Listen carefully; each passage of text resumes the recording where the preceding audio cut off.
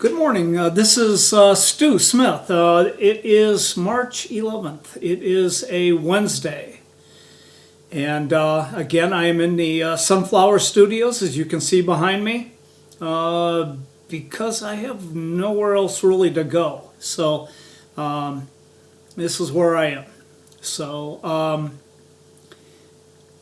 March 11th, Wednesday, that's the day after I had surgery, and I'll get to that in a little while. First thing I want to do is get to what little news I can think of. And by the way, I don't really prepare this. I kind of hope on my memory, and you know, so I don't have much. I do want to say that I intended on contacting Gary George from Madison High School, class of 71. At the hospital yesterday, but he had told me in the conversation day before on Facebook Messenger that he was working until midnight. So I got to the hospital about 6:30 in the morning. So I'm thinking if he worked till like midnight, you know, I'm not going to call him in the morning because I think he might even be at home in bed, as opposed to being at work. So I didn't bother. I did mention to him the day before that I'll be there at least a couple more times soon. So hopefully we can meet at that time. So yeah, that's I think that's about all I have for class news at this point. Oh, I do want to mention, I put out a thing on Facebook to see if people were interested in me doing a live conversation. And when I say conversation, I would be the only one on camera, and I would take the comments, the live comments in the comment section on a YouTube video, and read those off randomly or as I go, and try to get some conversation going. So you know, most people enjoy class reunions. Some avoid them till the end of time. So I still plan on doing that, even though so far the reception I got on Facebook was, I guess you could describe it as lukewarm at best, maybe. But I still want to try that and see if it's, you know, fun for some of us, and if it's not, you know, we'll go do something else. You know, that's not a problem. Like I've always said, I've failed at things before. This wouldn't be the first time. So I do plan on doing that. I don't know what day. It might be relatively soon. And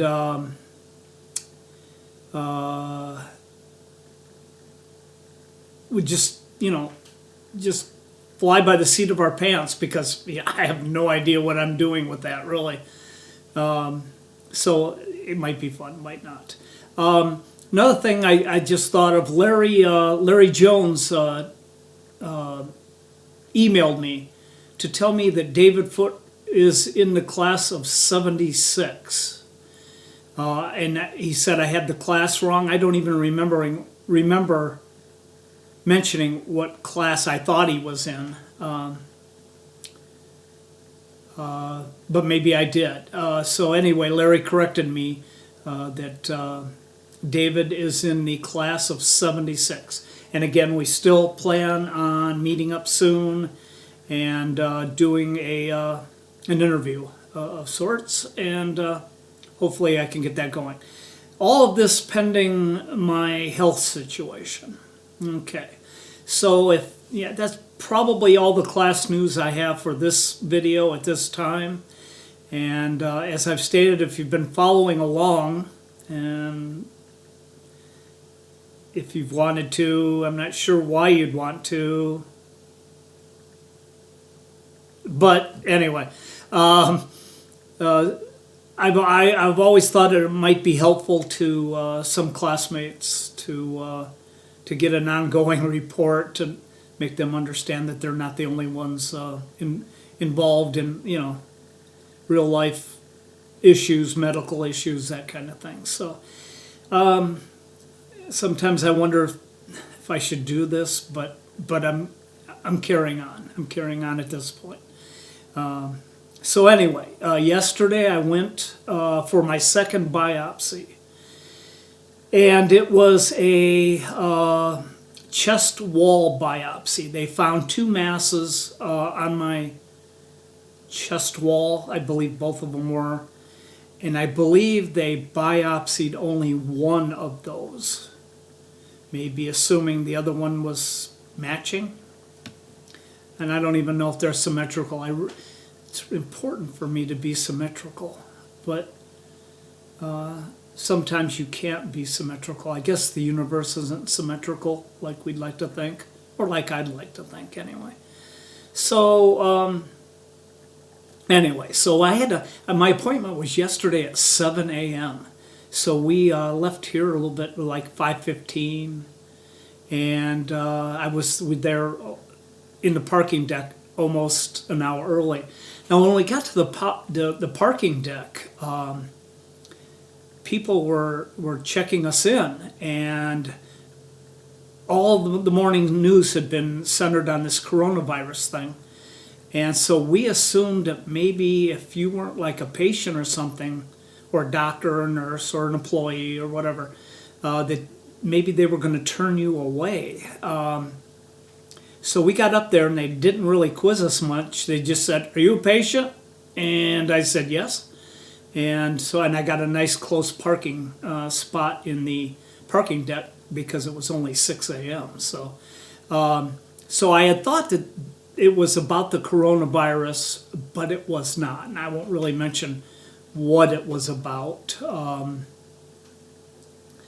But I believe that it was not due to the coronavirus. I told my wife that, and when we got an explanation of what it was about, and she was still skeptical. She thought it was still the coronavirus. I think everything is the coronavirus. So anyway, so we got in there nice and early. I think we got to the desk at about 6:30, half an hour early, and they took me back right away. So we prepared for this procedure. Now, I really didn't know what to expect because I did not do any research. I've been in a hospital enough times that it's like, hey, is it really going to help me much to really know what you're doing? It will help me a lot if you know what you're doing. So I didn't really know what to expect. I did ask the nurse if it was going to be anesthesia involved, and would it be knocked out? And she said no, that I'd be in twilight. So that's a good point to remember here going forward. She said I'd be put in a twilight state, which made me want to listen to Twilight Time by the Moody Blues off of the Days of Future Past album. Neither here nor there. Anyway, so finally, I think they took me about 8:30. We did they put an IV in and this and that, and got ready, and I think they took me down around 8:30. They took me into a room where there was a CT scan. And so I met the doctor, and now here's another thing. The doctor comes in and starts talking to me, and he doesn't look like the doctor whose picture I saw, the surgeon, I should say, the surgeon whose picture I saw on the website. So I don't say anything until he leaves the room. And again, I won't mention doctors' names here. In fact, the doctor that did my procedure, I don't know his name. It was something. he was of Indian descent. So I said, wait, that doesn't look like Dr. X, And they said, no, he's not here. He couldn't make it or something. So now it's like, because I'm beginning to wonder, is this doctor prepared for the right patient? And he knew my name and my birth date, how they do. And so I'm just feeling as unnerved as I get, which isn't real unnerved, but it makes me wonder, So anyway, so I did find out that the doctor that was supposed to do the procedure wasn't there. And I checked to make sure it wasn't the custodian filling in, and it was not. So just wanted to make sure it was an actual doctor. So anyway, they get me in there, and all I had to do was strip from the waist up, and I had a hospital jacket, if you will, open in the back, because that's where they were going in, through the back.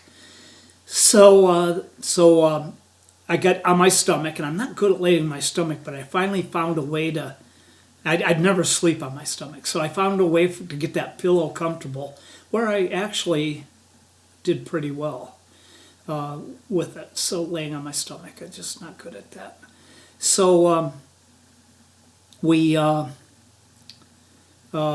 get going. What they do is they move you in and out of the CT scan to make sure they know where this mass is. They draw. I don't know if he did draw, I think, but he also put a sort of an open in the middle Band-Aid type thing around the center. I think, because I think I saw that. I could see a lot because number one, I'm on my stomach. Number two, my head's in a pillow. Number three, I took my glasses off. So I'm not really aware of what's going on. So they numb it with that lidocaine, whatever that stuff is, like that you use in a dentist office, I think. They scrubbed the hell out of my back, and I guess it numbed it up somewhat, and then they start with the injections. And so the procedure moves on, and at some point to the right of me, I noticed that the doctor had a lot of blood on his jacket, which I could only assume came from me. So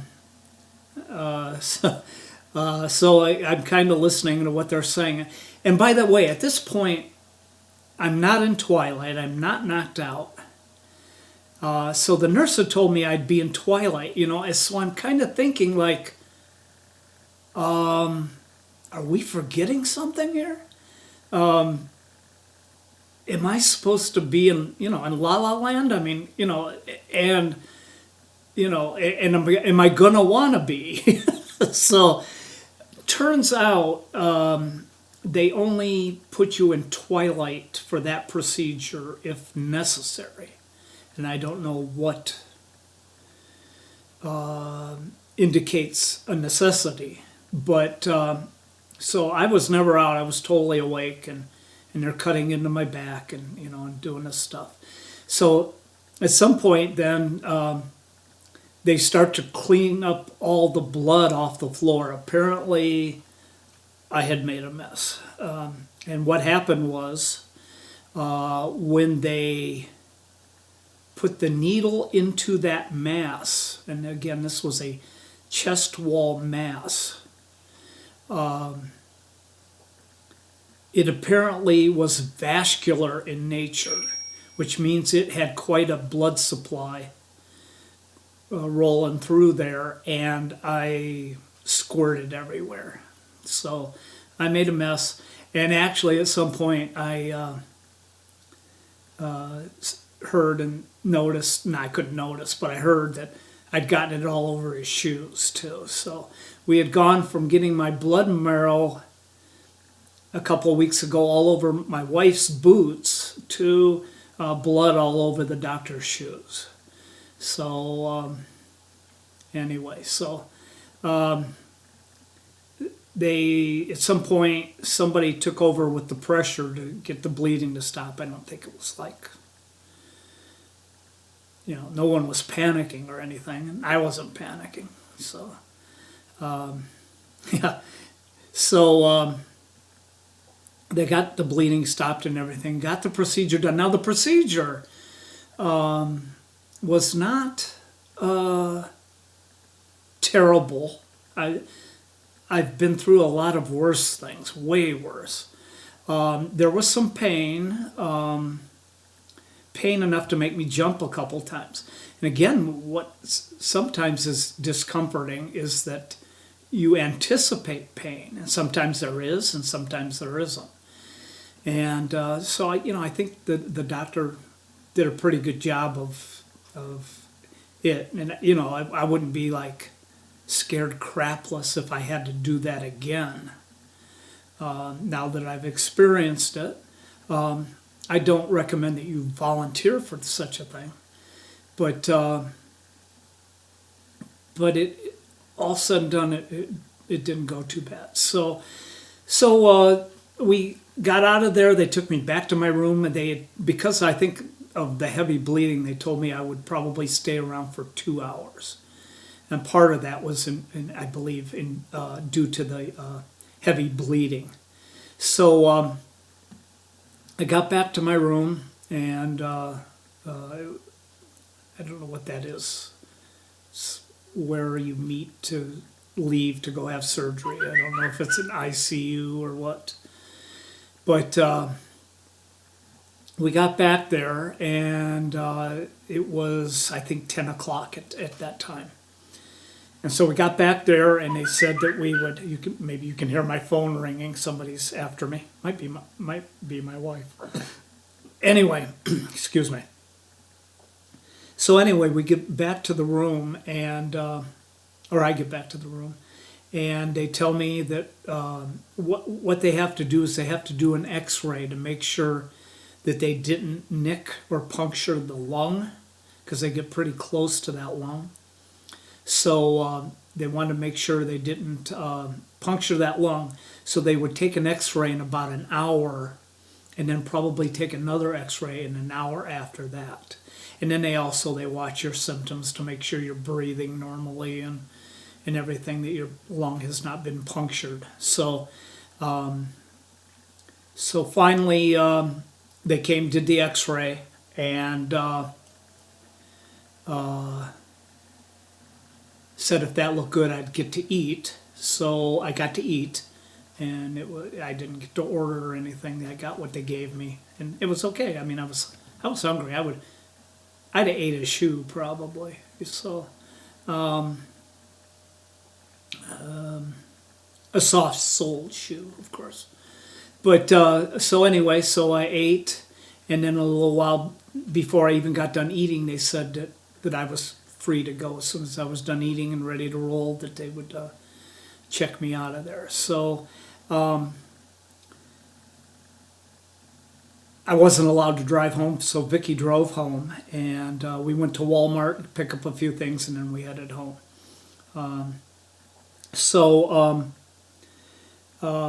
All things said and done, I'm feeling really good. In fact, as soon as I get done with this video, I'm going to take my walk into Rock Creek and probably the short route, which is about 4 miles. I think the short route's about 4 miles. The long route's about 5 miles. So it's pretty close to 24 hours after the surgery. So I think I can do this walking. I'm in no pain, surprisingly. I feel, and I really, even after I left there, I didn't feel bad at all. So I'm really surprised by that. So anyway, looks like we're up on 20 minutes here.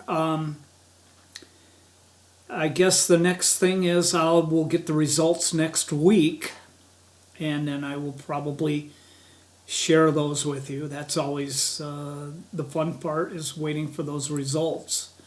Probably more difficult in some ways than going through the surgery. So we'll see what those results are, and I'll report back to you. In the meantime, I'm still thinking about doing that live YouTube stream and try to get some conversation going. Again, if you are interested in being interviewed, either video or audio, on YouTube, I've only gotten one volunteer so far, and that's David Foote. So I still would do that if you're shy about being on camera. And I can understand why you might be. You don't want to be on YouTube. We can do it just with audio. Record a Skype conversation and put it on YouTube, if I can figure all that out. So as you can see, I'm not working real hard at this. I'm not doing any preparation, so it's pretty easy. I'm not doing any editing because I'm too lazy. I am going back to work. I go back to work on Friday. I have a job on Friday. I could have worked today. My eagerness to accept assignments are becoming less and less, and I'm picking and choosing carefully what I want to do, because that's why I do this. So teaching math. So mostly math.